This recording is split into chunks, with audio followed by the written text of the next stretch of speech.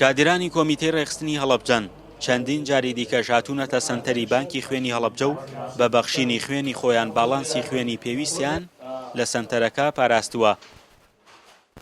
هاتوین بۆ بانکی خوێنی هەڵەبجە لێرە خوێن ئەبەخشین بەو بانکە لەبەر ئەوەی هەر کەس پێویستی بەو خوێنە بێت پێی بدرێت لە هەر کات و ساتێکە پێویست بکە وەکو کادرانی یەکێتی نیشتیمانی کوردستان بە خوێن بە گیان بە هەموو شتێ لەگەڵیانین لەگەڵ ئەو خەڵکە. ئەمە چەندین جارە کۆمیتەی ڕێخستنی هەڵەبجەی شەهید هاوکاری ئەم بانکی خوێنی هەڵەبجەیەکە بۆیە لە داهاتووشدا هەر هاوکاریانە بین. مام عومەر سەوزەفرۆشێکی ناوبازاڕی هەڵەبجەیە هاوشان لەگەڵ کادرەکانی یەکێتی هاتووە کە ئەو ناتوانێت خوێن ببەخشێت بەڵام بە شەربەت و ئاو و شیرینی هاوکاریان دەکات.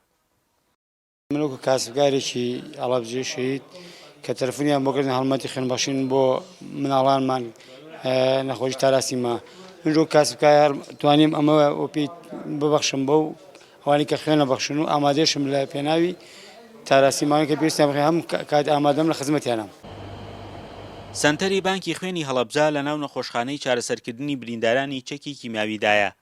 سەنتەرەکە بووەتە ناوەندێکی گرنگ بۆ دابینکردنی خوێن بۆ نەخۆشخانەکان. فەرحان حەمەخان، گەلی کوردستان، هەڵەبجە.